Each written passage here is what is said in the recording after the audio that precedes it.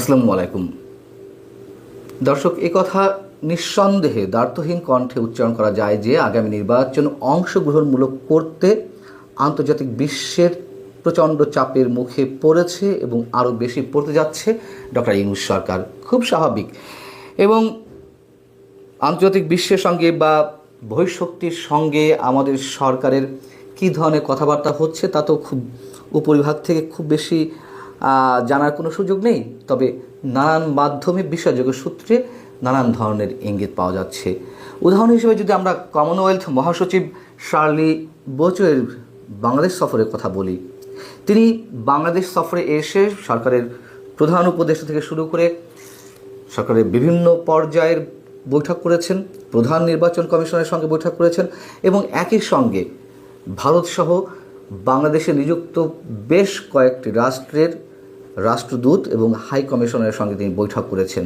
কি কথা হয়েছে সেসব বৈঠকে আমরা খুব বেশি জানার সুযোগ তৈরি করতে পারিনি। তবে নানানভাবে নানান বিশ্বস্ত সূত্রে যেটুকু জানা যাচ্ছে, কমনওয়েলথের পক্ষ থেকে একটা গুরুত্ব তুলে ধরা হয়েছে আগামী নির্বাচনকে ইনক্লুসিভ করতে। এবং কেন কমনওয়েলথ আমাদের জন্য খুবই গুরুত্বপূর্ণ সে বিষয়ে পরে আসছি।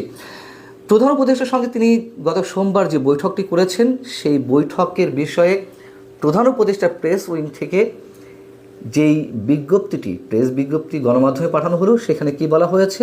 সেখানে বলা হয়েছে বাংলাদেশের গণতান্ত্রিক রূপান্তর এবং আসন্ন সাধারণ নির্বাচনে কমনওয়েলথের পূর্ণ সমর্থন আশা করেছেন ডক্টর মোহাম্মদ ইউনূস এবং তিনি কমনওয়েলথের মহাসচিবকে বাংলাদেশের নির্বাচনের প্রতি গভীর আগ্রহের জন্য ধন্যবাদ জানান এবং অন্তর্বর্তীকালীন সরকারের পক্ষ থেকে নির্বাচন অবাধ, স্বচ্ছ, গ্রহণযোগ্য ও উৎসবমুখর পরিবেশে আয়োজনের অঙ্গীকার পুনর্ব্যক্ত করেন। তো প্রেস উইং থেকে তো এ ধরনের শব্দ দিয়েই বিজ্ঞপ্তি পাঠানোর কথা। শব্দগুলো খেয়াল করুন, লেখা রয়েছে নির্বাচন অবাধ, স্বচ্ছ, গ্রহণযোগ্য এবং উৎসবমুখর। অংশগ্রহণমূলক, ইনক্লুসিভ, অন্তর্ভুক্তিমূলক এইসব শব্দ কিন্তু কোথাও নেই বা থাকেও না। প্রধান উপদেষ্টা যেসব বক্তব্য দিচ্ছেন, সরকারের পক্ষ থেকে যে কথাগুলো বলা হচ্ছে, কোথাও অংশগ্রহণমূলক বলা হচ্ছে না।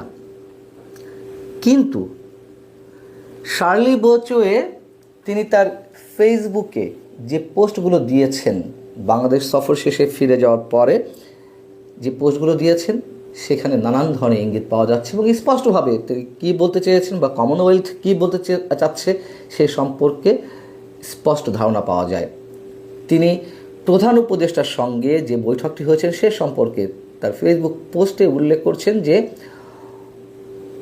কমনওয়েলথের পক্ষ থেকে বাংলাদেশের আগামী নির্বাচনে অংশগ্রহণমূলক এবং ন্যায়সঙ্গতভাবে যাতে অনুষ্ঠিত হয় সে বিষয়ে কথা বলা হয়েছে।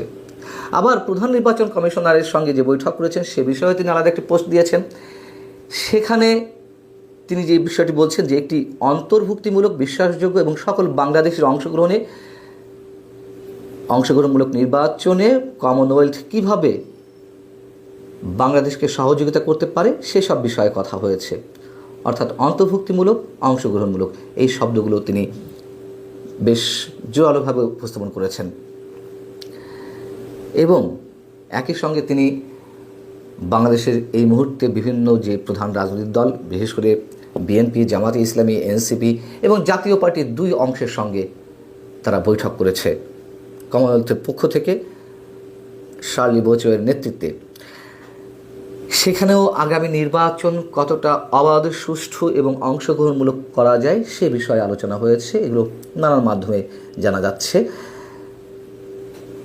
এবং সবচেয়ে বড় যে ইম্পর্টেন্ট বিষয় সেটি হচ্ছে আওয়ামী লীগ সভানেত্রী শেখ হাসিনার পুত্র সজীব ওয়াজেদ জয়ের সঙ্গে তিনি নাকি অনলাইনে বৈঠক করেছেন। নানান বিশ্বস্ত মাধ্যমে এই কথাও জানা যাচ্ছে। অর্থাৎ আগামী নির্বাচন অংশগ্রহণমূলক হতে হবে। আমি যে বিষয়টি সবসময় আমার ধারণা থেকে বলে আসছি যে ফেব্রুয়ারিতে সম্ভবত নির্বাচন হবে না, আর হলেও সেটি অবশ্যই অংশগ্রহণমূলক হতে হবে, সেটি ফেব্রুয়ারিতে হোক কিংবা আরও পরে বা আগে, যখনই হোক না কেন। এখন বিষয় হচ্ছে যে কমনওয়েলথ কেন গুরুত্বপূর্ণ আমাদের জন্য।